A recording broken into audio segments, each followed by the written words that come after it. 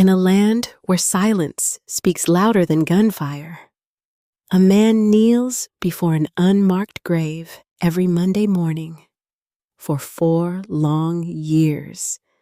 No one knows why. No one dares to ask. But when a stranger arrives, with secrets buried deeper than the frozen ground, everything begins to unravel. What if the man everyone fears isn't the villain of the story? Stay with me, because this tale will challenge everything you think you know about guilt, truth, and redemption. If this story moved you, don't forget to like, comment your thoughts, share it with someone who needs to hear it, and subscribe for more stories that stay with you long after they end. 5 in the morning. Cedar Flat was still swallowed in the dark. Caleb Dunn didn't need the sun. He knew the path by heart. He walked out the back door, past the smokehouse. The autumn frost crunched under his boots, a hard, sharp sound in the quiet. He stopped at the edge of his property. There was a mound of dirt there, no headstone, no wooden cross, just earth. He knelt. He placed a single pale blue wildflower on the frozen ground. He didn't say a prayer. He didn't speak at all. He stood up. He turned around. He went to work. Every Monday, for 4 years. That was the ritual. That was the oath. The rest of the territory thought Caleb Dunn was just a quiet man, a hard worker. They didn't know he was a man punishing himself. He worked until his hands bled, until his back gave out. He didn't drink. You wouldn't catch him in the saloon in town. He didn't go to church either. A man has to believe he can be saved to sit in a pew. Caleb didn't.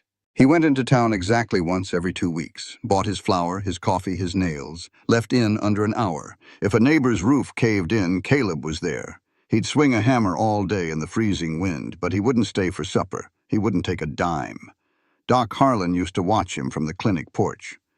"That boy," Doc said once to the empty street, "is the most decent man in Montana, and the most terrifying. Because a man who denies himself every single comfort in this world, he's either a saint, or he's carrying a sin he thinks he can't wash off."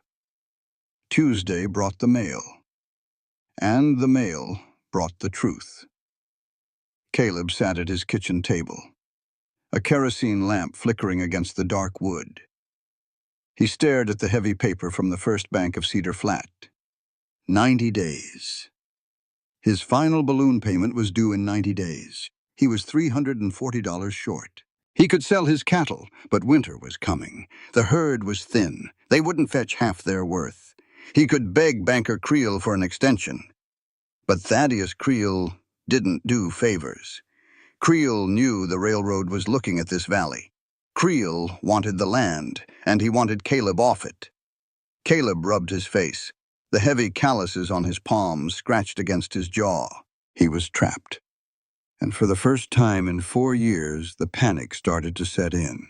The quiet life he had built to cage his demons was about to be sold to the highest bidder. Wednesday morning, the post office. Caleb was picking up a sack of oats. He glanced at the bulletin board by the door, faded papers, wanted posters, town meeting notices, and a crisp white card. Experienced bookkeeper seeks position in rural area.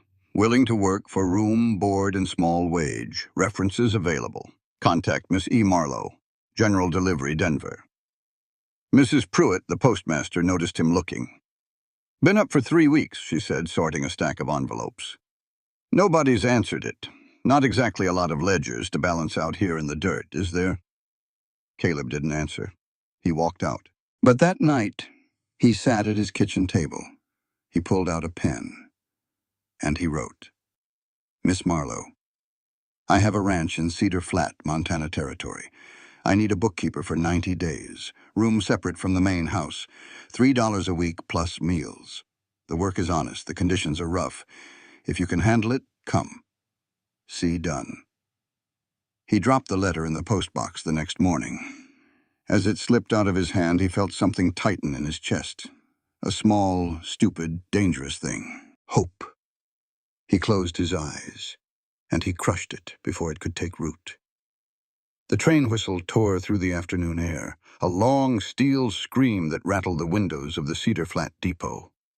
Steam hissed over the wooden platform. The iron brakes whined. Then a heavy jolt, and silence. Eliza stepped down. Her boots hit the planks with a solid, deliberate thud. The Montana wind immediately grabbed at her wool coat. It was cold, a sharp, biting cold that smelled of pine needles and wood smoke.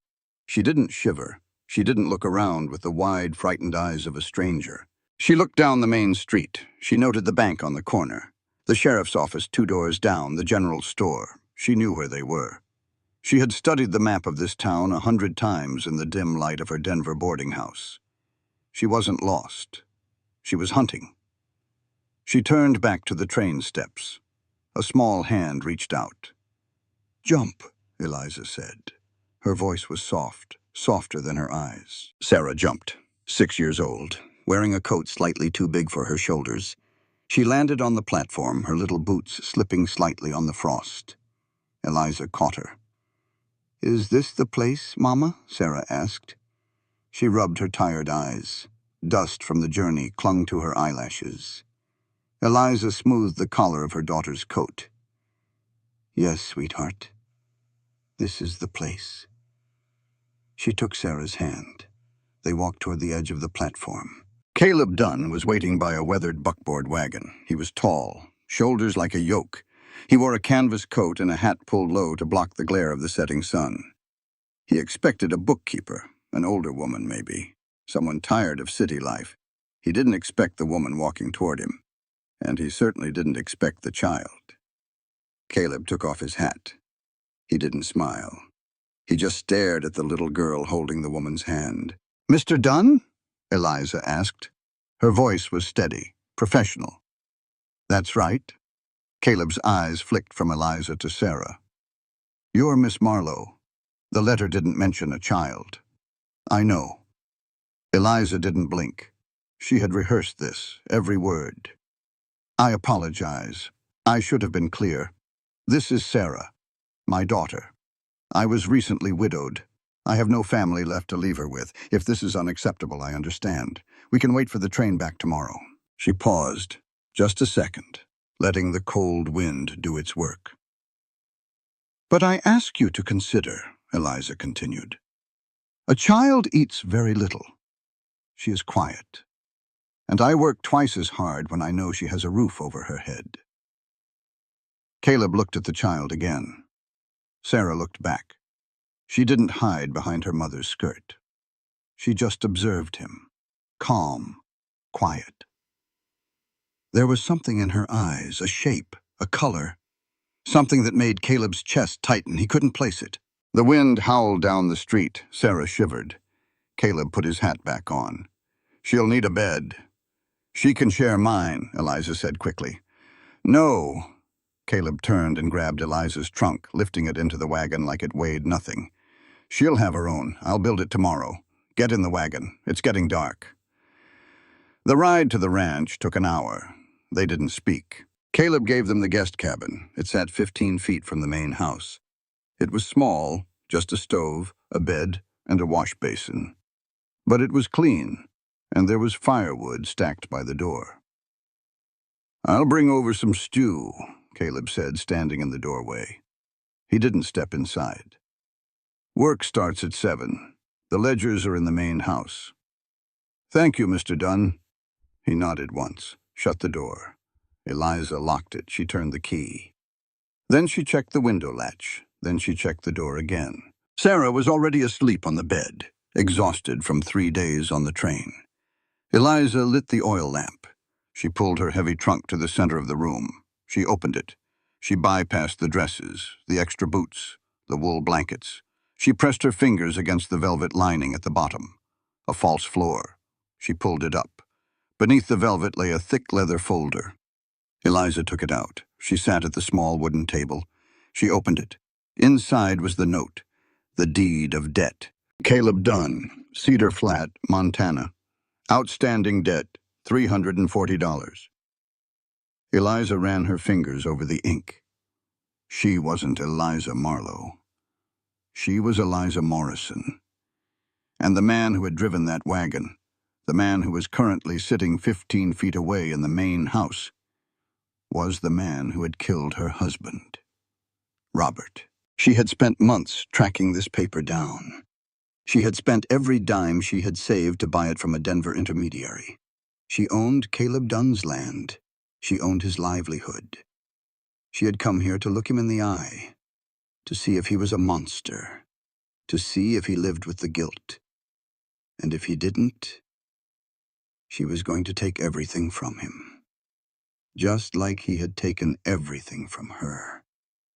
She looked over at Sarah. The little girl was breathing softly, her face buried in the pillow. "I'll get it back for you," Eliza whispered to the empty room. "I promise." She closed the folder. She hid it back in the trunk. She blew out the lamp, but she didn't sleep. Morning came like shattered glass, bright, cold, sharp. Eliza was at the stove, boiling water. Sarah had slipped out the door before Eliza could stop her. Eliza rushed to the window. Sarah was standing on the porch of the main house. Caleb was sitting on a wooden chair. He had a small black book in his hands, a ledger of his own. He was writing. Sarah just stood there, watching him. Eliza's heart hammered against her ribs. Don't bother him, she thought. Don't make him angry. We don't know what he's capable of. She reached for the door handle, but she stopped. "Are you nice?" Sarah asked. Her high, clear voice carried across the frosty yard. Caleb stopped writing. He didn't look up right away. His shoulders tensed. Then slowly he lowered the book. "I don't know," Caleb said. His voice was rough, like gravel. "Nobody's asked me that before. My papa said you can tell if a man is nice by how he treats his horse." Caleb looked at the little girl, really looked at her. "Your papa sounds like a smart man." "He's dead," Sarah said, plainly a matter of fact. Caleb flinched. A tiny, almost invisible movement. But Eliza saw it from the window. "I'm sorry," Caleb said, "but Mama says being sorry doesn't bring people back. But she says it still matters to say it." Caleb didn't have an answer for that. He just sat there. Sarah walked up the steps. She sat down on the wooden planks of the porch, right next to Caleb's boots. She pulled her knees to her chest. She didn't speak anymore. She just sat with him. Caleb didn't tell her to leave. He didn't move away. He just looked out over the frost-covered grass. And then, slowly, he opened his book and started writing again. Inside the cabin, Eliza stepped back from the window. The cold from the glass had seeped into her fingertips. Her plan was perfect. It relied on anger. It relied on hatred. It relied on Caleb Dunn being a ruthless, careless killer. But as she watched the man sitting quietly next to her daughter, sharing the dawn without a word, a terrifying thought crept into her mind. What if he isn't? The first week, Eliza was a machine. Caleb had never seen anything like it. She sat at his dining table, stacks of receipts, banknotes, supply lists, things he had shoved into cigar boxes for 4 years. She didn't complain, she didn't sigh, she just worked. Her handwriting was perfect, sharp, slanted, precise. She didn't make mistakes. By Wednesday, she had balanced 2 years of messy ledgers. By Friday, she handed him a list of places he was bleeding money. He was impressed, but he didn't like it. Competence was intimidating, especially from a woman who barely spoke to him. She kept the distance strictly professional. "Good morning, Mr. Dunn." "The accounts are on the desk, Mr. Dunn." It made Caleb feel clumsy in his own house. He stayed out in the cold longer, mended fences that didn't need mending, brushed the horses until their coats gleamed. Anything to avoid the quiet, intense woman sitting at his table. But he couldn't avoid Sarah. Sarah didn't understand professional distance. She was 6. The world was a giant room waiting to be explored, and Caleb was just a new piece of furniture. She followed him to the barn. She followed him to the woodpile. And she asked questions. Relentless, impossible questions. "Why do you put flowers on that dirt out back every Monday?" she asked on Tuesday. Caleb was chopping wood. He missed the block. The axe buried itself in the dirt. He pulled it out, didn't look at her. "Just a habit." "Why don't you have a wife?" she asked on Wednesday. Caleb was oiling a saddle. His hand stopped. That's not a question for children. Why do you always sit facing the door? She asked on Thursday. They were eating supper. Eliza had cooked. Caleb dropped his fork. It clattered against the tin plate. He stood up, grabbed his hat, and walked out onto the porch without a word. Eliza came out a minute later. I apologize for her, Mr. Dunn, she said softly. The screen door shut behind her. I'll tell her to stop bothering you. Caleb turned around. He leaned against the porch rail. The wind was picking up again. She's not bothering me, he said, and he meant it. A child asking questions isn't a burden, Miss Marlowe. It's just something I'm not used to. Eliza looked at him, really looked at him. In the moonlight, the hard lines of his face seemed to soften. Just a fraction. She likes you, Eliza said. She doesn't usually talk this much to strangers. I'm not a stranger, Caleb said. I'm the man who pays your wages. He tipped his hat, walked toward the barn. He needed space. He needed the quiet. Because every time that little girl looked at him, he felt like he owed her an answer. And the answers he had were too ugly for the light of day. But the wall was cracking. Caleb knew it. He just couldn't stop it. It started with small things. Friday afternoon, Eliza was hanging laundry on the line behind the cabin. The wind was whipping the sheets around. Caleb was walking back from the creek. He saw her flinch. She dropped a clothespin. She grabbed her wrist. He was there before he realized he had started running. What happened? Nothing, she snapped, stepping back. Just a bee. I didn't see it on the sheet. Her wrist was swelling, fast, red and angry. Hold still, Caleb ordered. He didn't ask. He reached out and took her hand. Eliza gasped. Not from the sting, from the touch. His hands were incredibly rough, like sandpaper, but his grip was surprisingly gentle. He held her wrist for exactly 2 seconds, examining the stinger. Then he let go as if he had been burned. Mud, he said, his voice tight. Wait here. He went to the trough, mixed a handful of dirt with water. Came back. He didn't touch her this time. He just offered the wet clay in his palm. Put it on. It pulls the poison out. Eliza scooped the mud. Their fingers brushed. Caleb took a step back immediately. Thank you, she whispered. He nodded, walked away, didn't look back. The next night, Sarah got sick. Just a fever. But a fever in a kid can turn bad quickly out on the plains. Eliza stayed up all night, pacing the floor of the cabin, bathing Sarah's forehead with cool water. Around 3 in the morning, she heard footsteps on the porch. A heavy tread. She froze. A shadow passed the window. Then a soft knock. Not on the door, on the wood of the porch. Eliza opened the door a crack. No one was there. Caleb was already walking back to the main house. But on the threshold, steaming in the cold night air, was a tin cup. Eliza picked it up. Hot milk, sweetened with a drop of honey. She closed the door. She slid down with her back against the wood. She held the warm cup in her hands, and for the first time since Robert died, she cried, not out of grief, but out of sheer, overwhelming confusion. Sunday evening. Sarah was finally asleep. The fever had broken. Eliza walked out onto the porch of the main house. She needed air. Caleb was already there, sitting in his chair, facing the door as always. He didn't get up. He just gestured to the empty chair beside him. Eliza sat down.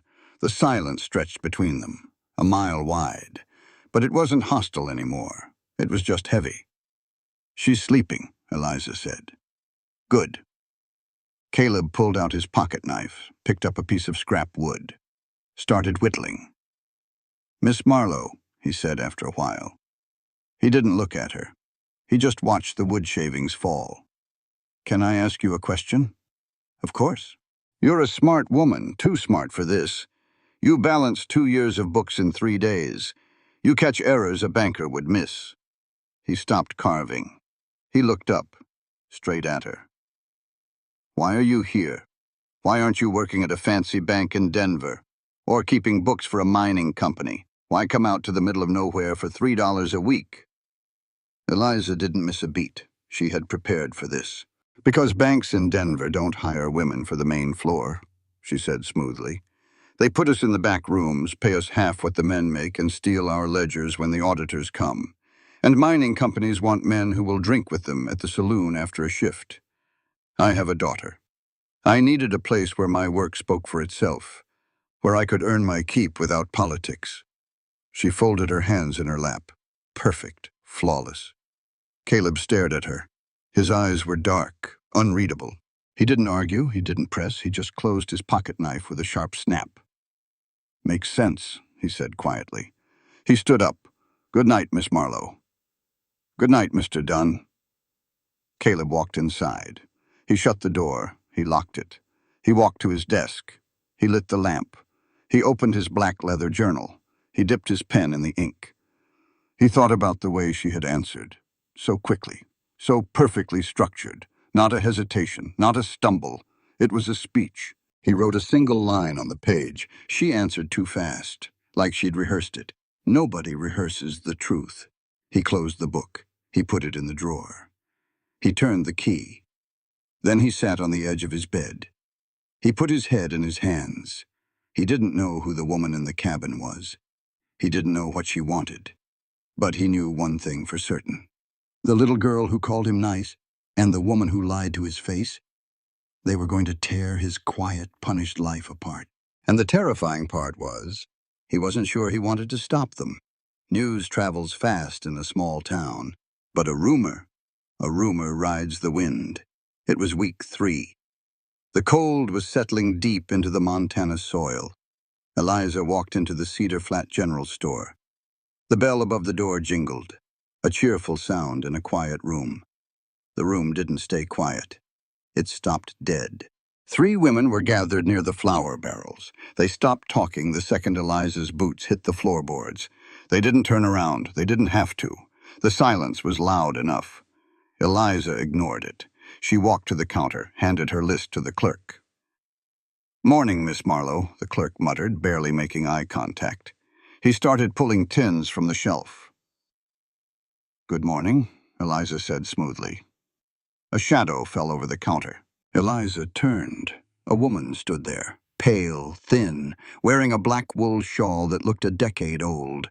Her eyes were tired, but they were sharp, like cracked flint. You're the bookkeeper, the woman said. It wasn't a question. I am, Eliza said. Eliza Marlowe. Clara Miller. The name didn't mean anything to Eliza yet, but the way the woman said it held a weight. Clara looked Eliza up and down, not with jealousy, with a kind of grim pity. It's unusual, Clara said, keeping her voice low. A woman living out there, alone with Caleb Dunn. I have my daughter. We have a separate cabin, and Mr. Dunn is my employer. Eliza's voice was perfectly measured, ice in a glass. I'm sure, Clara said. She pulled her shawl tighter. But people talk, and they remember. Remember what? Clara looked past Eliza, out the window, toward the hills where Caleb's ranch lay. They remember that Caleb Dunn didn't come to this town empty-handed. He came pulling a wagon with a pine box in the back. Clara's eyes snapped back to Eliza. The pity was gone, replaced by a simmering, ancient grief. You watch yourself out there. A man who can bury someone without a word. He's a man who can hide a whole lot of sin. Clara walked out. The bell jingled again. Eliza stood at the counter. Her hands were perfectly still, but her heart was beating against her ribs like a trapped bird. Because Clara Miller was right. Caleb Dunn was hiding a sin. But Clara didn't know the woman standing at the counter was hiding one too. The mail came on Thursday. Mrs. Pruitt handed Eliza a thick envelope. The return address was Denver. Eliza didn't open it in town. She put it in her satchel. She rode back to the ranch. She waited until Sarah was outside, drawing in the dirt with a stick. She waited until Caleb was out in the far pasture. Then she went into the cabin. She locked the door. She tore the envelope open. Miss Morrison, the letter began, not Marlowe, Morrison. The estate hearing is scheduled for April 1884.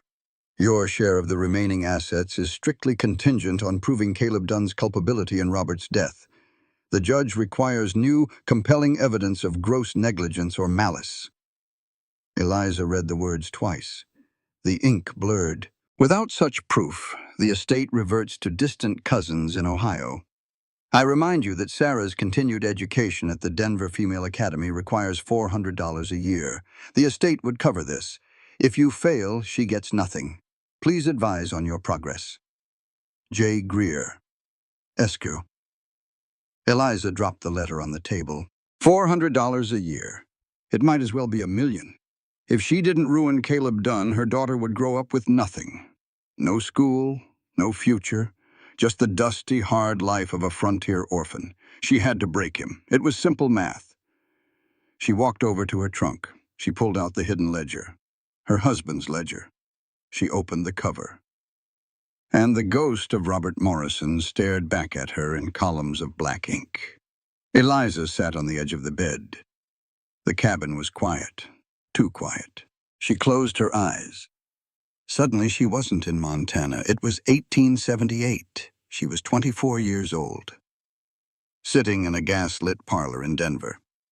Robert had come home late, smelling of expensive cigars and nervous sweat.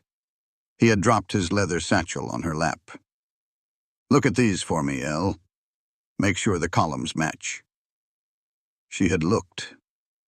She was a brilliant accountant. It only took her 10 minutes to see the truth. The numbers matched, but the deeds were fake. Robert was selling land to poor settlers, land in Oregon, land that didn't belong to him. It belonged to the Nez Perce Reservation. The government had never signed it over. The deeds were worthless pieces of paper. 20 families. 20 families had given Robert their life savings. She had confronted him, standing in that beautiful, expensive parlor. "Robert, this is fraud. You are stealing from people who have nothing." He had grabbed her hands, his eyes wild.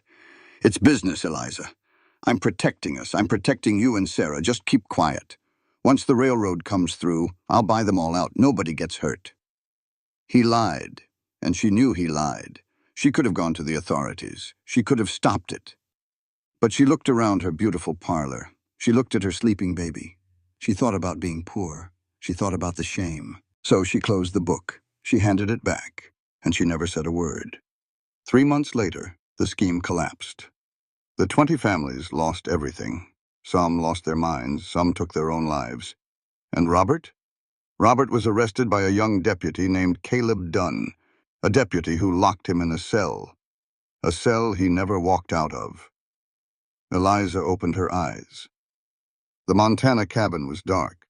The fire in the stove had died down. She was here to find a monster, to blame Caleb Dunn for Robert's death, because if Caleb was the villain, then she was just a grieving widow. If Caleb was the villain, she didn't have to face the fact that her silence was the gun that killed her husband. Eliza put her hands over her face. A dry, racking sob tore through her throat. She hated Caleb Dunn. Not because he had locked Robert in a cell, but because it was easier to hate him than to hate herself. It was past midnight. Eliza couldn't sleep. The letter from the lawyer was burning a hole in the table. She got up. She walked to the window. The moon was bright. It cast long blue shadows across the frosted grass. She looked toward the main house. It was dark, but then she saw movement. By the smokehouse. It was Caleb. He didn't have a lantern. He was just walking, slow, heavy. He stopped at the edge of the property, at the unmarked mound of dirt. Eliza held her breath. He didn't just place a flower this time. He knelt down. He took off his hat. He pressed his hand flat against the freezing dirt. She couldn't hear what he was saying. The wind carried the sound away, but she could see his shoulders shaking, just slightly. A man doesn't kneel in the freezing dirt at midnight for a stranger. A man doesn't shake like that out of obligation. He was grieving. Caleb Dunn was mourning the man he was accused of murdering. Eliza pressed her forehead against the cold glass of the window. The cold seeped into her skin. Dear God, she whispered to the empty room. Her perfect plan, her righteous anger. It was all built on a foundation of sand. Because if Caleb Dunn was innocent, if he was a good man who had made a terrible mistake, then destroying him to save her daughter wasn't justice, it was just another crime. And this time she couldn't look away. Sunday morning broke clear and bright. The sky was a painful, endless blue. The kind of blue that makes a man feel very small. Caleb woke up at 5:30, late for him. His body ached, a good ache, the kind that comes from a week of hard labor and honest exhaustion. He pulled on his boots, walked out to the kitchen. He stopped in the doorway. The stove was already lit. Coffee was boiling. The smell filled the cabin, rich and dark. Eliza was standing by the counter, slicing bread. She wore a simple cotton dress, no apron. Her hair was pulled back, but a few strands had escaped, framing her face. She looked up. "Good morning, Mr. Dunn." "You didn't have to make coffee," Caleb said. His voice was thick with sleep. "I wanted to." Caleb stepped into the room.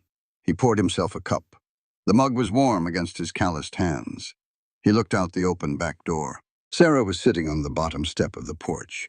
She had a piece of white chalk she had found somewhere. She was drawing clumsy, beautiful circles on the wooden planks. Caleb walked out. He leaned against the porch post. Sarah didn't look up. She just kept drawing. "Mr. Caleb?" she asked. "Yeah." "What's your favorite animal?" Caleb paused. The coffee burned pleasantly down his throat. He thought about it. Nobody asked him things like this. Men talked about weather, or cattle prices, or the railroad. "Nobody's asked me that before either," Caleb said. Sarah finally stopped drawing. She looked up at him. Her eyes were serious, way too serious for a 6-year-old. "People should ask more questions," she said simply. Caleb felt the corner of his mouth twitch. Almost a smile. Almost. "A horse," Caleb said. "A good working horse. They don't lie. They tell you exactly what they're thinking." Sarah nodded, satisfied. She went back to her circles. Inside the kitchen, Eliza watched them through the screen door. She gripped the edge of the counter. Hard. By mid-morning, the frost had melted. Caleb needed to check the fence line down by the creek. It wasn't urgent, but he needed out of the house. The quiet domesticity was suffocating him in a way he didn't hate, and that terrified him. He walked out. Eliza followed a few minutes later. She didn't ask to join him. She just walked out toward the trees, Sarah running ahead of her. They converged at the water. The creek was running fast, cold and clear over smooth gray stones. The cottonwood trees along the bank were dropping golden leaves into the current. It was quiet, not the tense professional silence of the ledger table. A real silence, the kind that settles into your bones. Eliza found a large, flat rock near the bank. She sat down. She pulled her coat around her. Caleb stood a few feet away. He leaned against the trunk of an old cottonwood. He tipped his hat down. He watched the water. They didn't speak. They didn't need to. For 20 minutes, the only sound was the rushing water and the snap of twigs as Sarah hunted for the perfect skipping stones. Plink, plink, splash. Sarah threw a rock. It skipped twice. She threw another, counted the splashes out loud. 1, 2, 3. She threw 14 rocks. Then she got bored. She walked over to Caleb. He looked down. Sarah held out her hand. Resting on her small pink palm was a smooth, dark river stone, perfectly flat, perfectly round. "For you," Sarah said. Caleb didn't move. "Why?" Sarah shrugged her little shoulders. "Because you look like you need a rock." Caleb stared at the stone. Then he looked at Sarah. Then slowly he looked over at Eliza. Eliza was watching him. Her eyes were unreadable, but they weren't cold. Caleb reached out. His large, rough fingers brushed against Sarah's small hand. He took the stone. It was cold from the water, but it felt solid, real. "Thank you," Caleb said softly. He put it in his pocket. He would keep it there. every day for the rest of his life. Sunday afternoon. The sun was lazy and warm on the front porch. Sarah had finally crashed. She was asleep in the cabin. Caleb sat in his chair. He had a broken bridle across his lap. He was working a leather needle through the thick hide. The repetitive motion usually calmed him. Not today. Eliza was sitting 4 feet away. She had a book in her lap, a novel. She wasn't reading silently. She was reading aloud, softly, just to herself, a habit she hadn't broken. "The mountains do not know us," Eliza read, her voice melodic and low. "They were here before we came and will remain after we are gone. But they witness. Every life that passes through them leaves a mark, however small. The question is not whether we are remembered, but whether we deserve to be." Caleb stopped sewing. The needle hung halfway through the leather. He didn't move. He barely breathed. He felt those words like a physical blow. Whether we deserve to be. "What book?" Caleb asked. Eliza jumped slightly. She looked over. She closed the cover.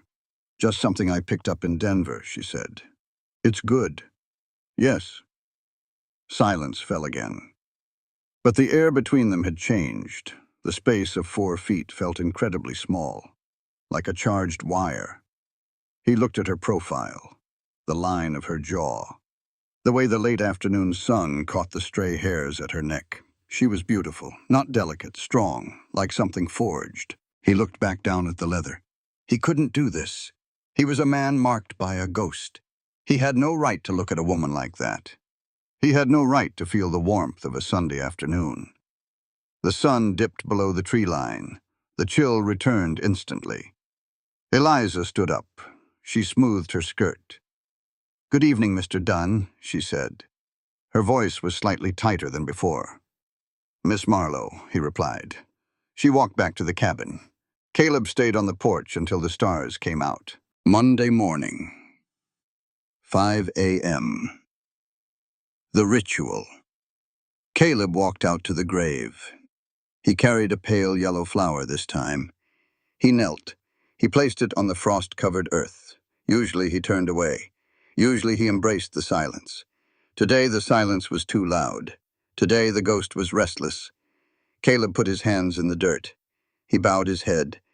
And for the first time in 4 years, he spoke to the man buried beneath him. "Robert," his voice cracked. He cleared his throat. "I don't know if you can hear this. I don't know if there's anything left of you to hear, but—" Caleb swallowed hard. The confession tasted like ash. "There's a woman in my house, and a child, and the house feels different. It feels like a house again." Caleb squeezed his eyes shut. "And I am terrified, because the last time a place felt like home, I was carrying you out of that cell, and I swore to God I would never deserve a home again. I swore I would pay for what I did." He gripped the frozen dirt. "I don't know what to do, Robert. I'm asking a dead man for advice. That's how lost I am." He took a ragged breath. He let it out. The steam rose in the freezing air. He stood up. He wiped his hands on his canvas pants. He turned around to face the dawn. He didn't see her. 70 yards away, behind the glass of the cabin window, Sarah was standing on her tiptoes. She had woken up early. She had looked out to see where Mr. Caleb was. She couldn't hear the words, but she saw him kneel. She saw his shoulders heave. She saw him wipe his face. Child logic is a pure, straight line. Mr. Caleb is crying. Mr. Caleb is sad about someone he lost. Sarah pressed her small hand against the cold glass. "My papa is dead. Mr. Caleb's friend is dead." She nodded to herself. A serious, ironclad decision made in the private court of a 6-year-old's heart. "I will fix it. I will make him my papa. And then he won't be sad anymore." She climbed back into bed before her mother woke up. She pulled the covers to her chin. She didn't know that her innocent, pure-hearted decision was about to pull the pin on a grenade that would blow all 3 of their lives to pieces. November hit Cedar Flat like a hammer. The autumn gold was gone, stripped from the trees by a wind that howled down from the mountains. The ground froze solid. It stayed frozen. Inside the main house, the stove burned all day. Eliza sat at the heavy oak table. The fire popped and hissed behind her. She had a wool shawl wrapped tight around her shoulders. Her fingers were smudged with black ink. She was looking at the bank records. She had been looking at them for 3 hours. She set her pen down. She rubbed her eyes. The numbers didn't make sense. Not at first. But Eliza Morrison was a woman who spoke the language of numbers better than she spoke to people. Numbers didn't lie. Numbers didn't hide. She followed the trail. Month by month, year by year. Banker Creel, First Bank of Cedar Flat.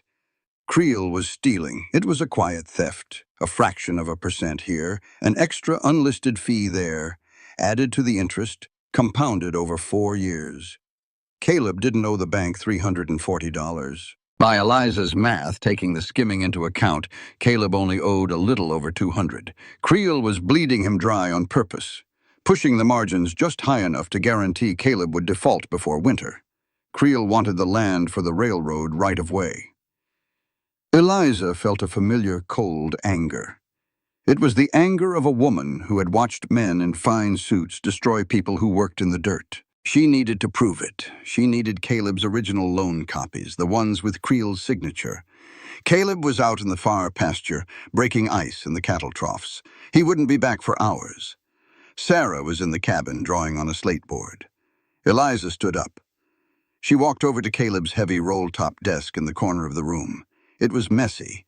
Stacks of cattle tags, spare bullets, a tin of tobacco. She opened the side drawers, nothing but old receipts. Then she tried the bottom drawer, locked.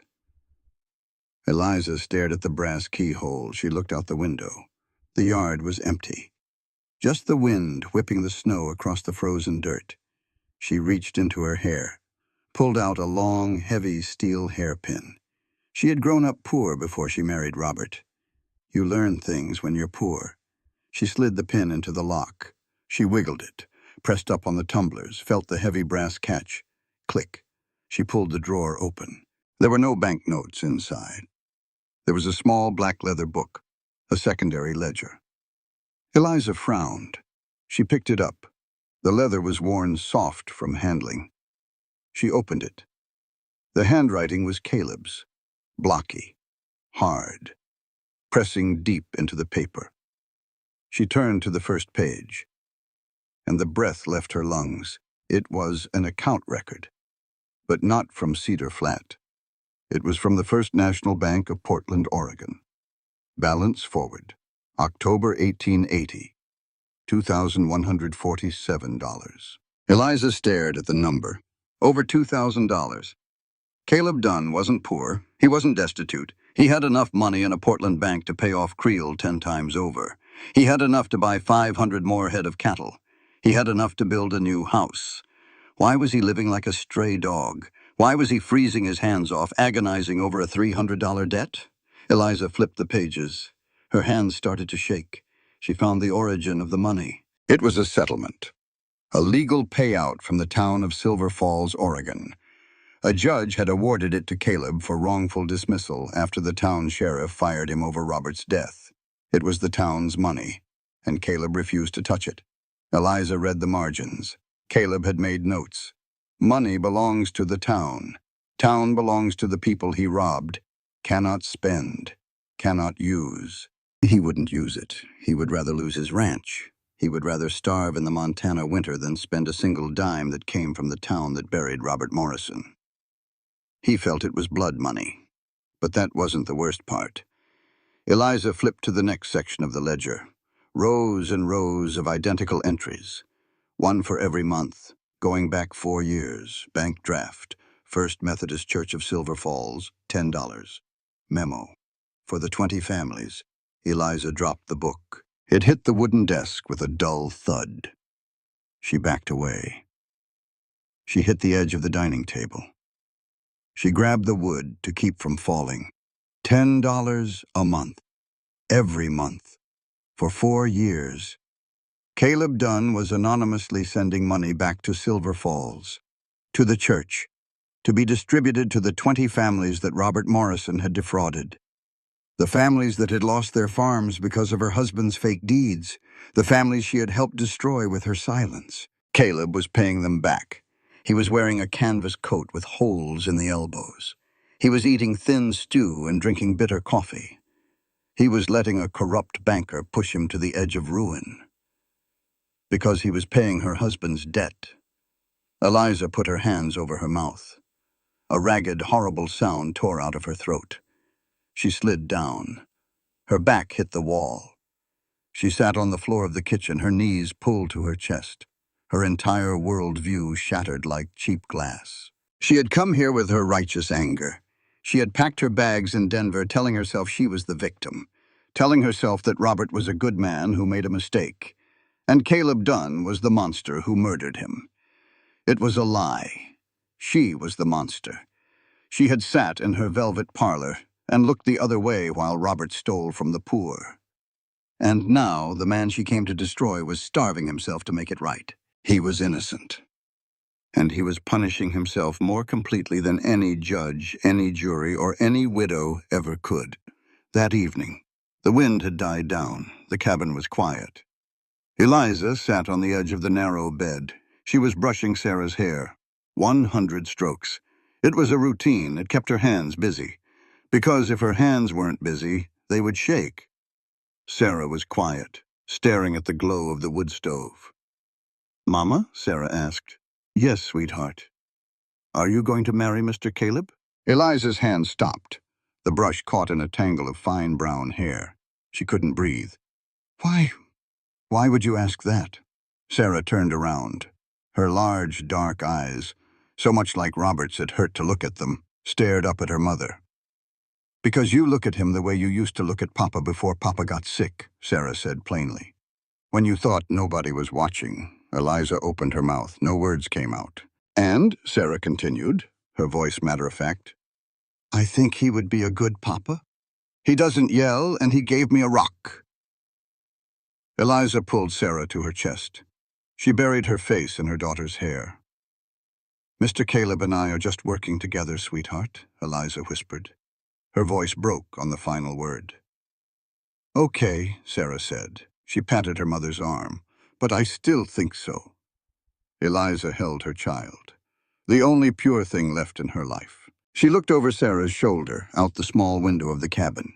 She could see the dark outline of the main house. She could see the faint glow of the lamp in Caleb's window. She had come to Cedar Flat with a loaded gun of a plan. She had aimed it straight at Caleb Dunn's heart. And now she realized she was the one who was going to bleed. The first real snow came in the middle of November. It didn't drift down. It drove hard. Thick, heavy flakes that coated the Montana prairie in a blinding white sheet. Caleb was in the barn. He was brushing down his roan gelding. The smell of sweet hay and horse sweat was a comfort. It was simple. It was real. The barn doors rattled. Then they cracked open. A figure stepped inside, shaking a heavy buffalo coat. "Damn weather out here is made for killing men and starving cows," a gruff voice echoed in the rafters. Caleb stepped out of the stall. He lowered the brush. Doc Harlan. The old doctor stood there, knocking snow off his boots with a riding crop. He looked tired, older than his 62 years. He had ridden all the way from town in a blizzard. "Doc," Caleb said, "you're a long way from a warm fire." "Fire wasn't doing me any good," Doc said. He pulled off his gloves. His knuckles were swollen with arthritis. "I needed to see you." Jesse Ward, Caleb's young ranch hand, poked his head out from the tack room. "Doc Harlan, I'll put some coffee on the stove in the kitchen." "Appreciate it, Jesse," Doc said. Caleb stiffened. Eliza was in the kitchen. "I'll take the horse, Doc," Caleb said quietly. "Go on in. I'll be there in a minute." Doc nodded. He handed Caleb the reins and walked out into the snow with Jesse. Caleb took his time unsaddling the doctor's horse. He rubbed the animal down. He gave it an extra measure of oats. He was stalling. He knew why Doc was here. You don't ride into a blizzard just to say hello. Inside the warm kitchen, Jesse poured 2 mugs of black coffee. Eliza was working at the table. She kept her head down, but she was listening. Doc wrapped his frozen hands around the tin mug. He took a sip, sighed. "You're a quiet boy, Jesse," Doc said. "Try to be, Doc." Doc looked at the closed back door. "You know Caleb better than most around here. You look up to him." "He's a good boss," Jesse said defensively. "Treats me square." "He is a good man," Doc agreed. "Maybe too good for his own health." Doc took another sip. He lowered his voice. Not a whisper, but the low tone of a man carrying a heavy load. Eliza stopped writing. Her pen hovered over the ledger. "There's a lawyer sniffing around town," Doc said. "Came in on the morning train, name of Greer, out of Denver. He's asking questions about Caleb, asking about what happened in Oregon." Jesse frowned. "That old story. They cleared him of that years ago. The sheriff said it was an accident." "The law cleared him," Doc said. "Caleb never cleared himself." "What really happened, Doc?" Jesse asked. "Nobody in town knows. They just know he brought a dead man here in a wagon." Doc Harlan stared into his coffee. The fire popped in the stove. "Robert Morrison was a smooth talker," Doc said slowly. Eliza closed her eyes. Hearing her husband's name out loud felt like a physical strike. "He sold fake deeds, ruined a lot of good people. When the law finally caught up with him, they sent Caleb to bring him in." Doc looked up at Jesse. "Morrison didn't want to go. He fought. Caleb was young, he was angry. He'd seen what Morrison's lies did to the families in town. Caleb grabbed him, shoved him against the wall of the cell to get the cuffs on." Doc paused. He took a breath. Morrison slipped, hit his head on the concrete floor. Hard. The kitchen was dead silent. Eliza couldn't breathe. "Was he dead?" Jesse asked quietly. "No," Doc said. "He was awake. He was swearing, spitting blood. Caleb locked the cell door. He was so angry he just walked away. Said, 'Sleep it off, Morrison.' And he left." Doc shook his head. The weight of the memory dragged at his weathered face. He didn't check on him until morning. By then, Morrison was in a coma. He had a slow bleed in his brain. If Caleb had checked on him, if he had fetched me in the first 2 hours, I could have relieved the pressure. I could have saved him." Doc looked back at the door. "Caleb didn't murder that man, Jesse. He didn't beat him to death like the rumors say. But his anger made him careless, and his carelessness killed a man. He's been carrying that body on his back ever since." "Why did he bring him here?" Jesse asked. "All the way to Montana?" "Because Morrison's family was ashamed," Doc said bitterly. "His wife, his people in Denver. They didn't want his body. They wanted to bury the scandal. They told the town to put him in a pauper's grave." A tear slipped down Eliza's cheek. It was true. Robert's brother had handled the letters. The family had abandoned him to save face. "Caleb wouldn't allow it," Doc said. "Said a man, no matter what he did, deserves to be remembered by someone." So Caleb loaded him up, drove him 600 miles, dug the hole himself. The back door opened. The wind howled in, followed by Caleb. He shut the door hard. He knocked the snow from his boots. He looked at Doc. Then he looked at Eliza. She was staring straight down at the table. Her knuckles were white where she gripped the pen. "Coffee's hot, Caleb," Doc said quietly. "I'll take it black," Caleb said. It was past 9 o'clock. Doc Harlan had taken the spare bed in Jesse's bunkhouse for the night. The storm was still raging outside. Caleb sat by the fireplace in the main room. The firelight cast long, dancing shadows across the log walls. Eliza was packing up her ledger for the night. She was moving slowly, deliberately. "Miss Marlowe," Caleb said. His voice was low. It cut through the crackle of the burning pine. Eliza stopped. She didn't turn around right away. She took a breath, steeled herself. "Yes, Mr. Dunn." She turned. Caleb was watching her. He didn't look angry. He looked incredibly tired, the kind of tired that sleep doesn't fix. "Doc Harlan told me something today," Caleb said. "Said there's a lawyer in town, asking questions about me, opening up old graves." Eliza held her satchel tight against her chest. Is that so? Yeah. Caleb leaned forward, resting his elbows on his knees. He looked straight into her eyes. Lawyer's name is Greer, from Denver. For half a second, the mask slipped. Eliza froze. Her eyes widened, just a fraction. Her breath hitched in her throat. It was a micro-expression, a flinch. But Caleb saw it. He had spent 4 years staring down men who lied for a living. He knew what a lie looked like before it even left a person's mouth. Do you know that name, Miss Marlowe? Caleb asked. His voice was dangerously soft. Seeing as you're from Denver yourself. Eliza's heart hammered against her ribs. She could confess right now. She could drop the satchel, fall to her knees, and tell him the truth. She could tell him she knew he was innocent. She could tell him she was sorry. But the fear paralyzed her. If she told him she was Robert's widow, he would throw her out into the snow. She would lose the ranch. She would lose Sarah's future. No, Eliza said. Her voice was steady but brittle. I don't know the name. Denver is a big city, Mr. Dunn. She held his gaze, refusing to blink. Caleb stared at her. The silence in the room stretched out, pulled tight like a tuning wire. He knew she was lying. He knew it in his bones. The woman standing in his parlor was connected to the ghost in his backyard. She wasn't just a bookkeeper. She was the storm he had been waiting for. He could push her. He could demand the truth. He could tear open her trunk and find whatever secret she was hiding. But he looked at her shaking hands. He looked at the exhaustion in her eyes. A man demands the truth. A good man gives you the room to tell it yourself. Caleb leaned back in his chair. He looked away, back into the fire.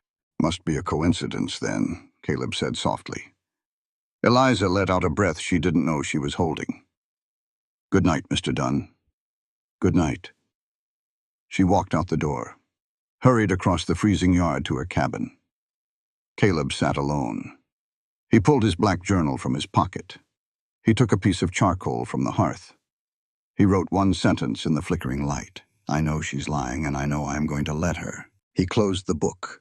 The wind screamed outside, battering the walls. The storm had finally arrived. The first week of December brought the kind of cold that snaps pine branches.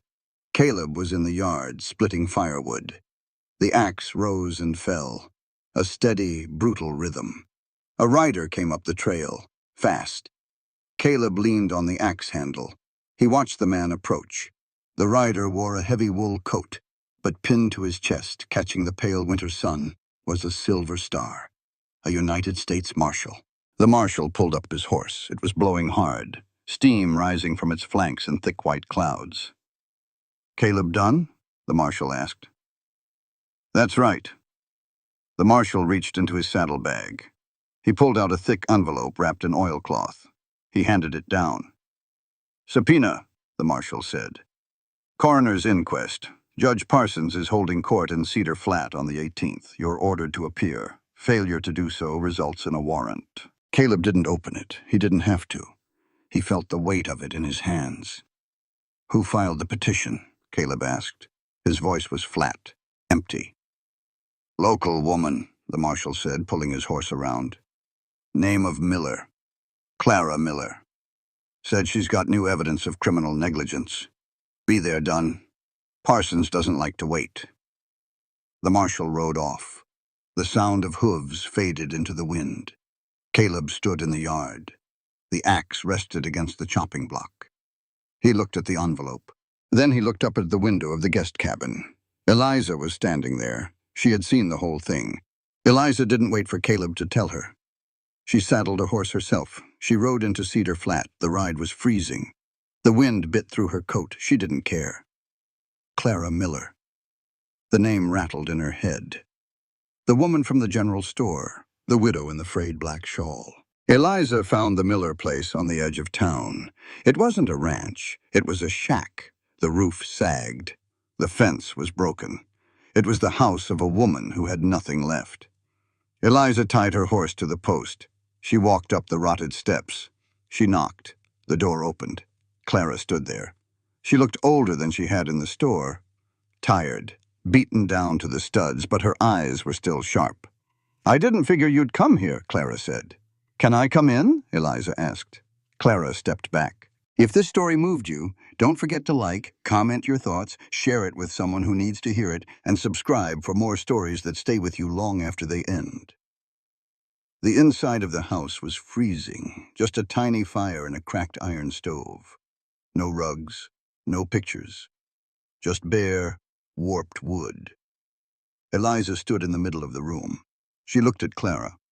You filed for a new inquest, Eliza said. Against Caleb. I did, Clara crossed her arms.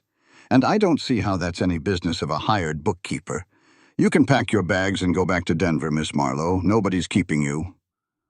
Why now? Eliza asked. It's been 4 years. Because for 4 years I've had to watch him, Clara snapped. Her voice shook, the anger finally breaking the surface. I've watched him come into town, walk the streets, build his ranch, while my husband is in the ground. Clara pointed a trembling finger at the floor. My husband bought land in Oregon, Clara said. A deed from Robert Morrison.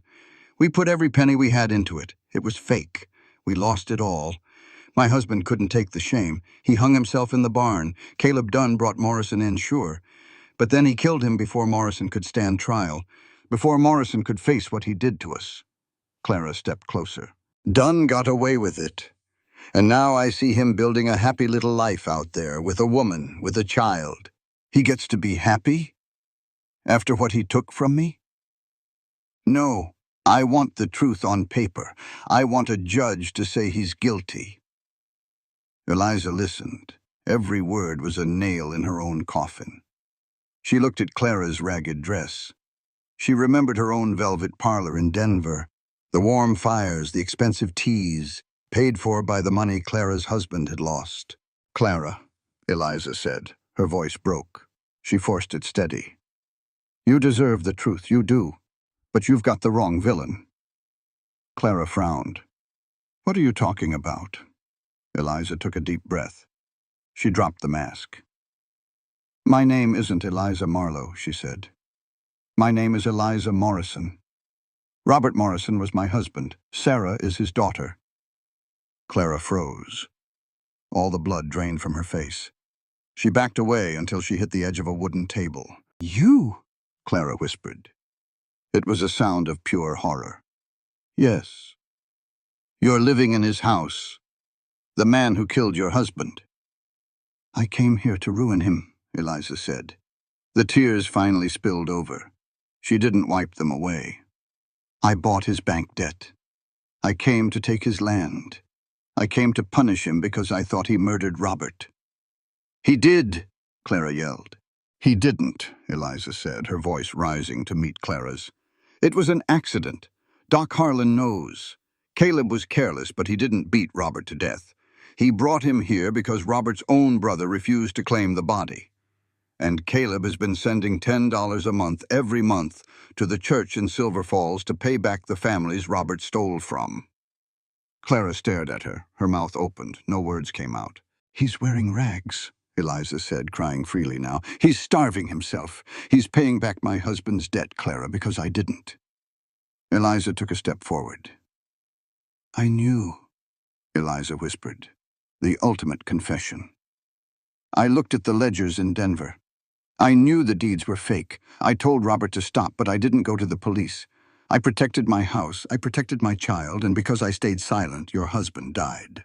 Clara slumped against the table. She put her hands over her face. A terrible broken wail came from her chest. Eliza fell to her knees on the bare wooden floor. She didn't reach out to comfort Clara. She had no right. She just stayed there. 2 widows, destroyed by the same man's greed. They stayed like that for a long time. Finally, Clara lowered her hands. Her face was streaked with dirt and tears. I'm not pulling the petition, Clara said.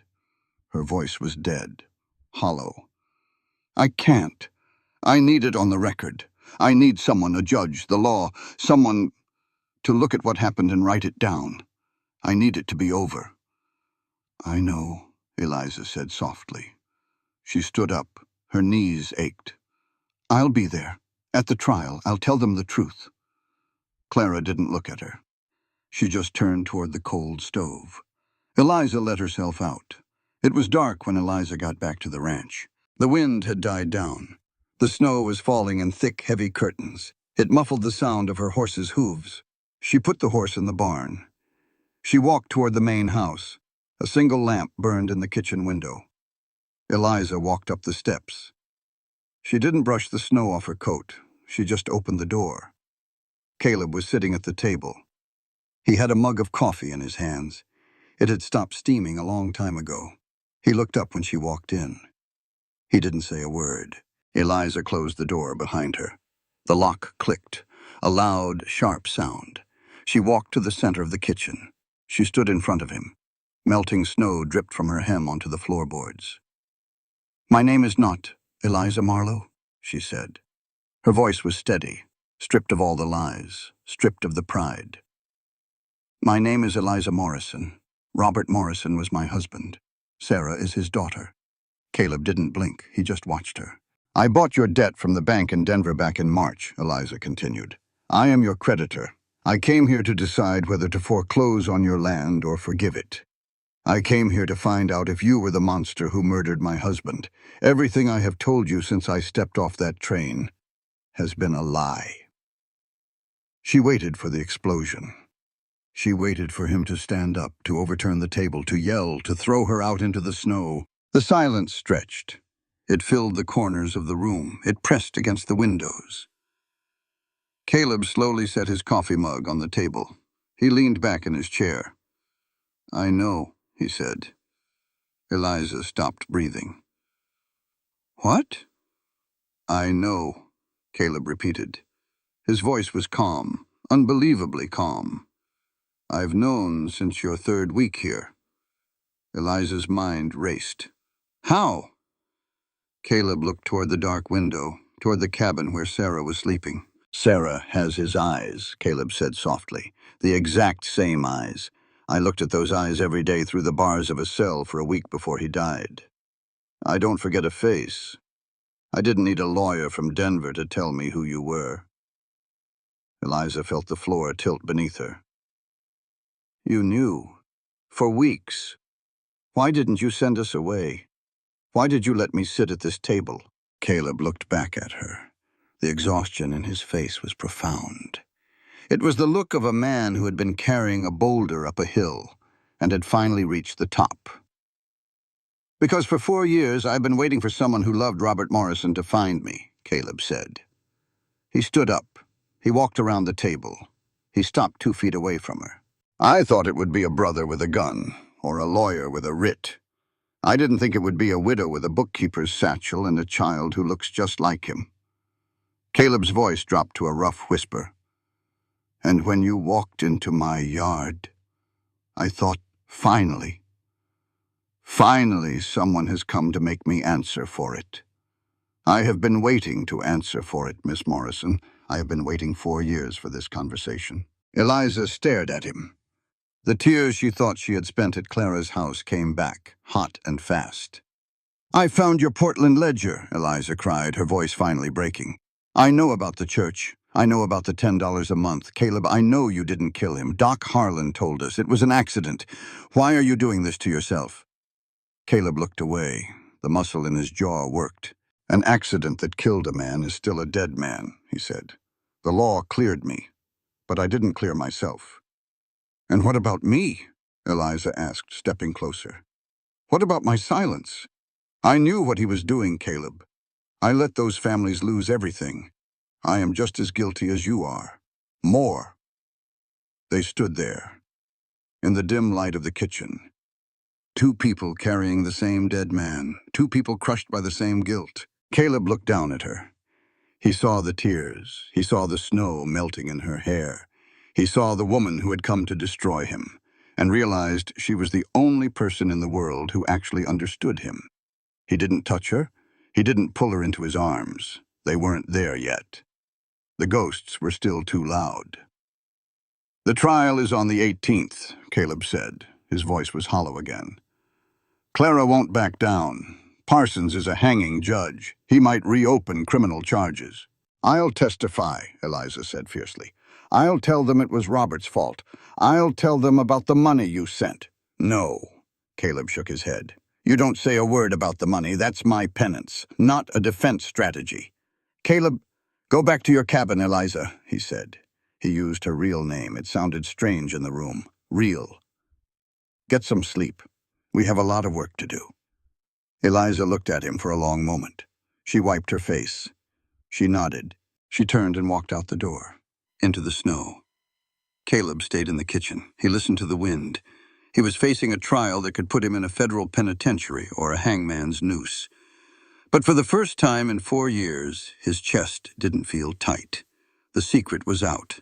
The ghost was finally speaking. And whatever happened next, he wouldn't have to carry it alone. The morning after the confession felt like walking on broken glass. Every word, every movement, carefully placed. They sat at the table. Breakfast was quiet. The air was thick with things unsaid. But they had an audience. Sarah was eating her oatmeal. She kept looking between Caleb and Eliza. Her 6-year-old radar was buzzing. Children don't need to hear the words to know the music has changed. "Why are you two so quiet?" Sarah asked. She dropped her spoon into her bowl, a loud clank. Eliza kept her eyes on her plate. "Grown-ups are sometimes quiet, sweetheart. We have a lot of work to do today." "That's not an answer," Sarah said. She crossed her arms, a perfect imitation of her mother. Caleb let out a short, rough exhale, a half-laugh that held no humor. "She's right," Caleb said. He looked at Eliza. "That's not an answer." He turned his body to face Sarah. He rested his heavy forearms on the table. "Sarah," Caleb said, "your mama and I had a big conversation last night. We talked about some hard things from a long time ago. We're both just doing a lot of thinking today. Give us a day to sort it out. Fair?" Sarah squinted at him. Trying to find the lie, she couldn't. He was telling the truth. "Okay," Sarah said. She picked up her spoon, started eating again. Eliza looked at Caleb. A silent, profound thank you. He nodded once. Professional, distant. They were a team now. But they were a team preparing for a funeral. The next few days were a blur of paper and ink. Eliza took over his defense. He didn't ask her to, she just did it. She used her brilliant mathematical mind to organize the mess. She wrote to Doc Harlan asking him to draft a sworn medical statement about Robert's head injury. She pulled the original Cedar Flat bank records, proving Creel's hostility just in case the judge looked at Caleb's character. Caleb sat at the desk. He wrote his statement. For the first time in 4 years, he wrote down exactly what happened in the cell in Silver Falls. He didn't sugarcoat his anger. He didn't excuse his negligence. "I was angry. I was not cruel. I held him to the wall to secure the irons. He fought. He slipped. He struck his head. I told him to sleep it off. I locked the door. I walked away. If I had returned an hour later, he might have lived. I did not return. That is the truth I live with." Eliza read it. Her hands shook. "It's honest," she said. She didn't look up. "Judge Parsons will respect the honesty."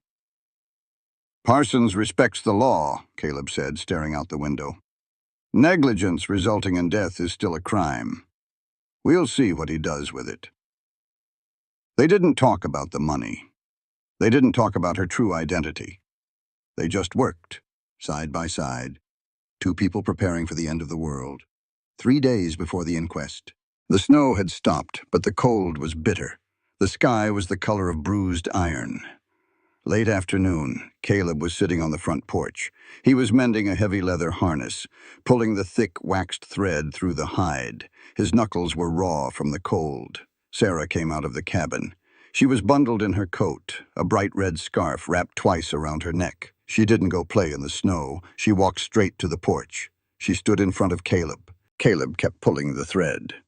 "Too cold to be standing still, Sarah." "I have a question," she said. Caleb stopped. He looked at her. He remembered what he wrote in his journal weeks ago. People should ask more questions. "All right," Caleb said. "Ask." Sarah took a breath. Her breath plumed in the freezing air. She didn't look away. She didn't fidget. She looked at the hardest man in the territory and asked the one question nobody was prepared for. "Are you our papa now?" Caleb's hands froze. The heavy leather harness slipped from his grip. It hit the porch floor with a dull thud. The wind blew. The timber of the house groaned. Caleb couldn't breathe. The air felt too thin. He stared at the little girl. He saw Robert's eyes, but he didn't see Robert's ghost. He saw Sarah. Just Sarah. He opened his mouth. He closed it. He looked past Sarah toward the kitchen window. Eliza was standing there. She had a dish towel in her hands. She had heard. Even through the glass, Caleb could see the shock on her face, the terror. He looked at Eliza for a long, heavy moment. If he answered yes, he claimed them. He claimed the widow and the child of the man he killed. If he answered no, he broke a little girl's heart. But it wasn't his choice. It was never his choice. He had taken her husband's life. He had no right to claim his place without her absolute permission. Caleb looked back at Sarah. Then he looked at the window again. He spoke loud enough for the sound to carry through the glass. "Ask her."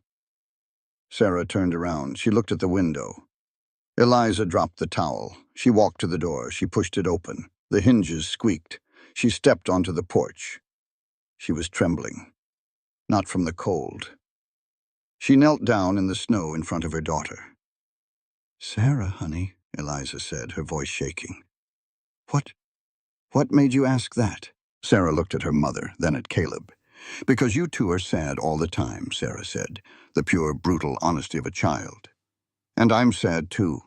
Papa is dead. Mr. Caleb is sad about the grave. And you're sad about Mr. Caleb. And I thought maybe if we were all a family, we could be less sad together. Is that wrong?" Eliza let out a choked sob. She put her hands on Sarah's shoulders. "It's not wrong, sweetheart," Eliza whispered. "It's the most right thing anyone has ever said to me." "So, are you going to marry him?" Sarah pressed. She wanted an answer. Eliza looked up at Caleb. Caleb was standing now. He had taken his hat off. The wind ruffled his dark hair. He was looking at Eliza, waiting, his heart in his throat. "Sarah," Eliza said, "it's complicated. Tomorrow Mr. Caleb has to go to town. He has to talk to a judge. Things might change." "Why?" Sarah asked. Eliza didn't know what to say.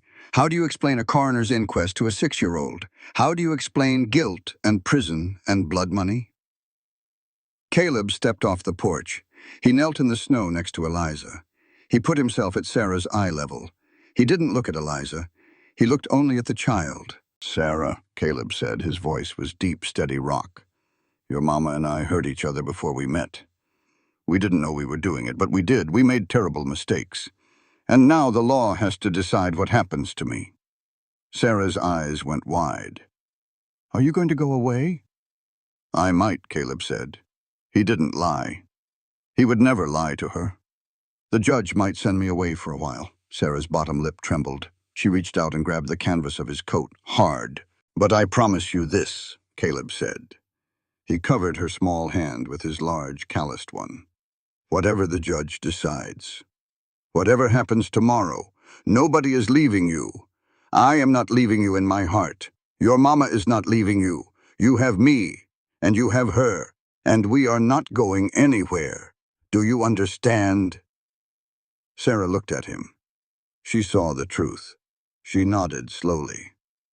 "So," Sarah said, wiping her nose with her sleeve, "even if the judge sends you away, you're my papa anyway?" Caleb felt a tear break loose. It tracked hot down his freezing cheek. "If you want me to be," Caleb whispered. "I want you to be," Sarah said. "Then I am." Sarah nodded again, satisfied. The business was concluded. She looked past Caleb toward the corral. "Can I name the new horse?" she asked. Caleb cleared his throat. He swallowed the lump of pure emotion. "Yes." "Robert," Sarah said simply. "His name is Robert." Caleb closed his eyes. He lowered his head. He couldn't speak. Eliza wrapped her arms around Sarah. She pulled her tight against her chest. She looked at Caleb over her daughter's shoulder. And for the first time, there were no ghosts between them. Just the heavy, beautiful weight of the present. The night before the inquest, December 17th. The moon was a sharp silver sliver in the black sky. The snow glowed blue. Eliza walked out onto the porch. Caleb was there, sitting in his chair. He was wearing his suit, the dark wool one he had worn to court in Oregon. It smelled of cedar and old dust. He was leaving at dawn. Eliza stood next to his chair. She wrapped her shawl tight. "Whatever happens tomorrow," Caleb said to the darkness, "I need you to know something." "What?" Eliza asked softly. "The best thing that came from the worst thing I ever did," Caleb said, his voice thick, "was you and that child walking through my door." Eliza looked down at him. "I walked through your door to destroy you." "I know," Caleb said. He finally looked up at her. "And you ended up being the only person who bothered to find out who I actually was. Most people made up their minds 4 years ago. You came to decide for yourself. That's more grace than I deserved." Eliza stepped closer. The cold didn't matter anymore. "Caleb," she said. It was the first time she used his first name out loud. It hung in the air. A promise. "If tomorrow goes badly," Eliza said, her voice fierce, unshakable. "If Clara convinces Parsons to reopen this as a criminal case, I want you to know that Sarah and I are not going anywhere. We stay. Through the trial, through the conviction if there is one, through the prison sentence if there is one." Caleb stood up. He was taller than her, broader, but he had never felt smaller in his life. "We wait," Eliza said, looking straight into his eyes. "And when you come home, the ranch will be running. The horses will be fed. There will be a child who calls you Papa. And there will be me. Do you understand?" Caleb didn't answer with words. He reached out. He took her bare hand in his rough fingers curled around hers. It was the first time they touched without an excuse, without mud for a bee sting, without passing a ledger.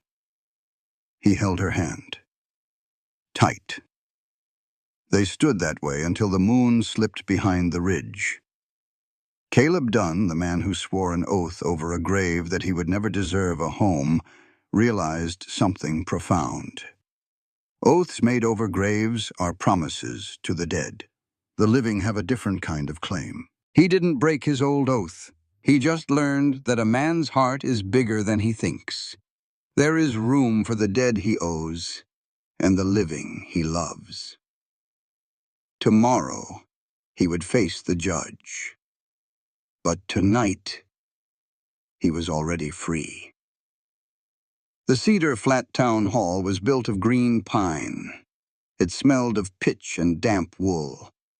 December 18th. The room was packed, standing room only. Judge Parsons sat at the front, a hard man, gray hair, eyes like chipped flint. He didn't use a gavel. He just tapped his knuckles on the heavy oak table. The room went dead silent. Caleb Dunn sat alone at the defendant's table. He wore his dark suit. He stared straight ahead. Doc Harlan testified first. He kept it brief. He talked about the head injury, the slow bleed, and he told the court about the $10 a month Caleb had been sending back to Oregon for 4 years.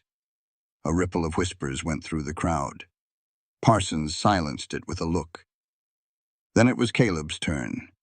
He didn't take the stand to beg. He stood up. He looked at the judge. "I was angry," Caleb said. His voice carried rough and clear. "I held him to the wall. He fought. He fell. I told him to sleep it off, and I locked the door. I walked away. If I had gone back an hour later, he might have lived. I didn't. A man is dead because I was careless." He sat down. No excuses. No plea for mercy.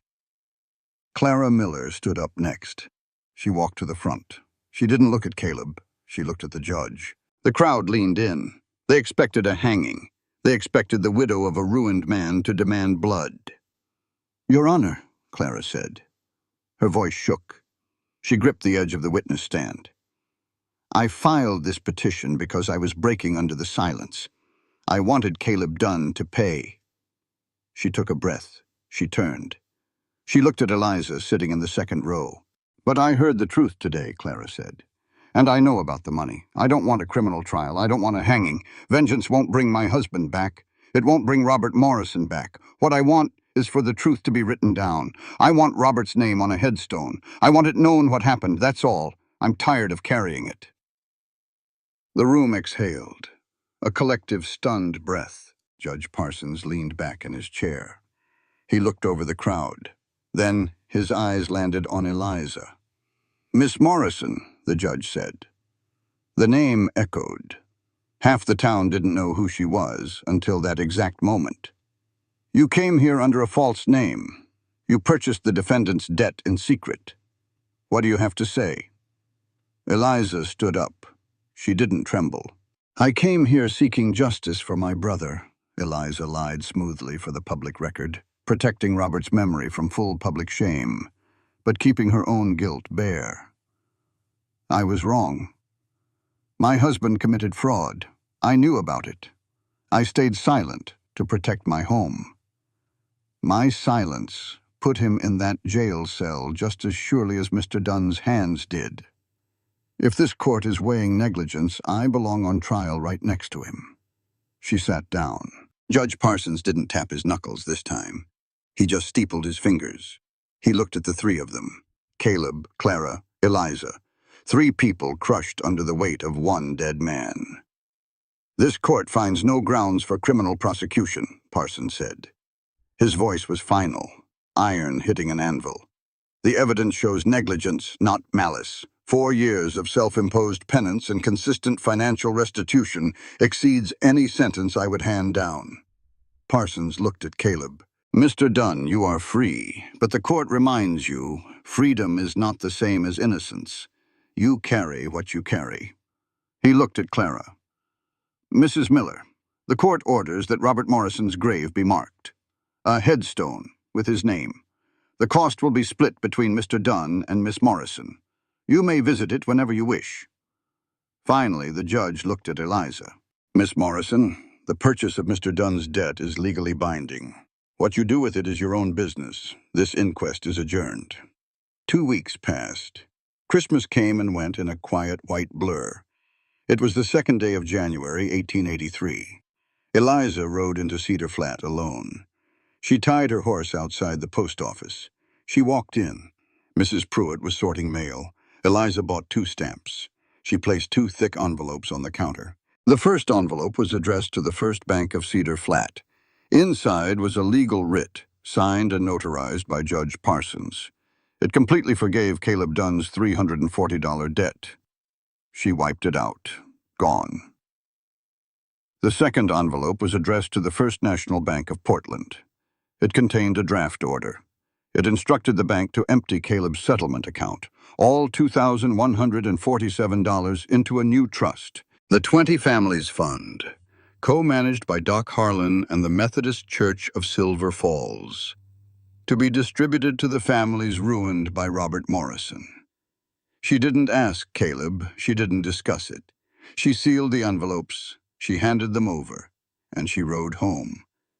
Caleb found out 2 days later. A courier from the bank brought the receipt of debt forgiveness to the ranch. Caleb read the paper standing in the freezing yard. He didn't thank her. He threw the barn door open. Eliza was inside, brushing down Sarah's pony. "You had no right," Caleb said. His voice was a low growl. It was the first time she had seen him truly, blindingly angry since she arrived. Not guarded, not tired, furious. He held up the bank paper. "You forgave the debt. And Doc told me what you did with the Portland money. You emptied it." Eliza put the brush down. She turned to face him. "Yes, I did. That was my money." Caleb stepped closer. The air between them crackled. "That was my decision. That was my penance." "It was Robert's debt," Eliza fired back. She didn't back up. "Paid by Robert's widow. With money you refused to touch because you thought you didn't deserve it.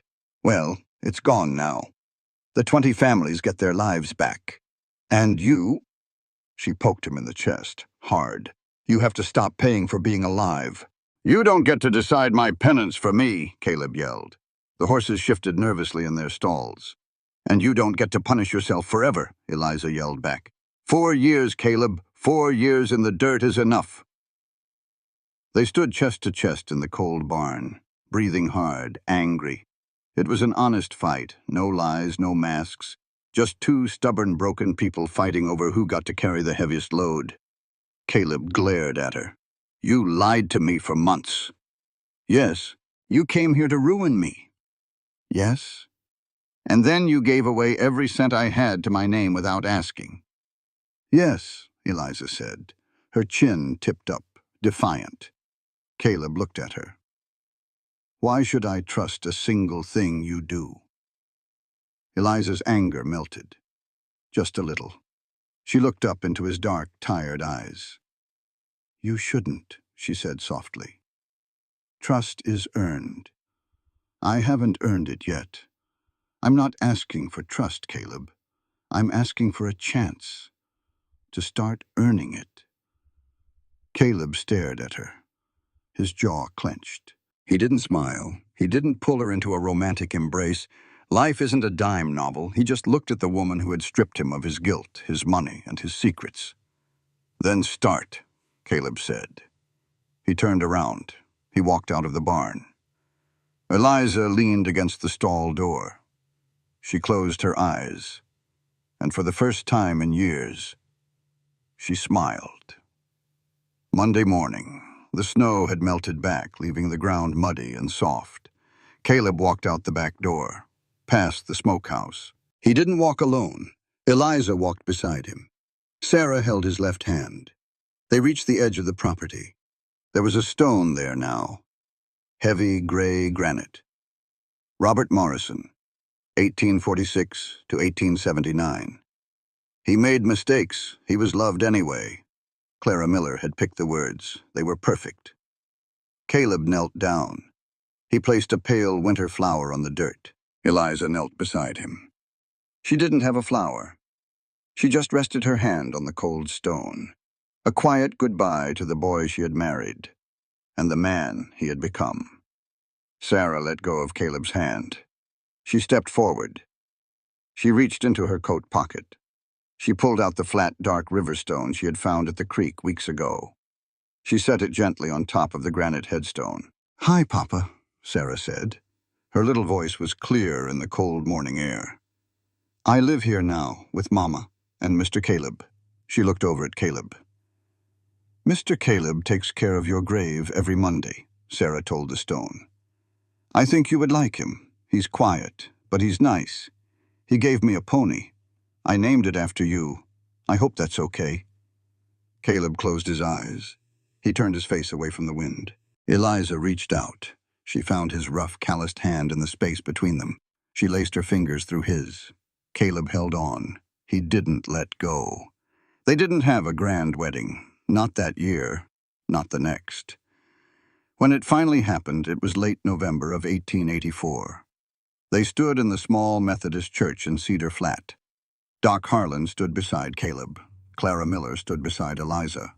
Sarah held a small bouquet of dried prairie grass. There were no sweeping declarations of eternal romance, no fairy tale promises, just two people who had seen each other at their absolute worst, who had lied and hurt and carried each other's ugliest truths, and who had decided with open eyes and full hearts to build a life together anyway. The ranch didn't make them rich. The Montana soil was hard. The winters were harder. But Sarah went to school in Cedar Flat, and when she turned 14, she went to the Denver Female Academy. Her tuition wasn't paid by Robert Morrison's stolen money. It was paid by a scholarship from the 20 Families Fund. By 1890, that fund had educated 15 children of the settlers Robert had wronged. Robert Morrison's name finally came to mean something different than the town had first believed. Caleb kept visiting the grave every Monday, but he never visited it alone again. He went with his wife, and often with the young woman who called him Papa. Sometimes Doc Harlan came, sometimes Clara. The grave stopped being a place of punishment. It just became a place. A piece of earth where a flawed man was buried, remembered honestly, by people who loved each other enough to hold the whole truth at once. Some folks build love on sudden passion, some build it on convenience. Caleb and Eliza built theirs on something harder, something real. They built it on the willingness to be known, fully, terribly, completely known, and to stay anyway. That, in the end, was the only oath that mattered. The story you are about to read is entirely fictional. While it may draw inspiration from universal human experiences, it does not depict real people or actual events. Any perceived parallels are coincidental and should not be interpreted as deliberate representations. Out on the wide, unforgiving plains of the West, people like to believe that justice comes clean and simple, like a gunshot echoing through the canyon. But this story reminds us that real life is rarely so clear. Sometimes, the line between right and wrong is blurred by fear, silence, and the weight of our own choices. Caleb Dunn carried his guilt like a second skin, punishing himself day after day for a moment of anger that changed everything. And Eliza, she carried a different kind of burden, the quiet, suffocating guilt of knowing the truth and choosing not to speak it. Two souls, bound not by fate, but by the same tragedy, and the same need for redemption. What makes this story powerful is not the crime itself, but what came after. It asks us a difficult question: who is truly responsible when harm is done?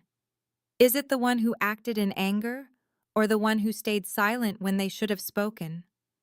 The answer, as we've seen, is not simple. And maybe that's the point.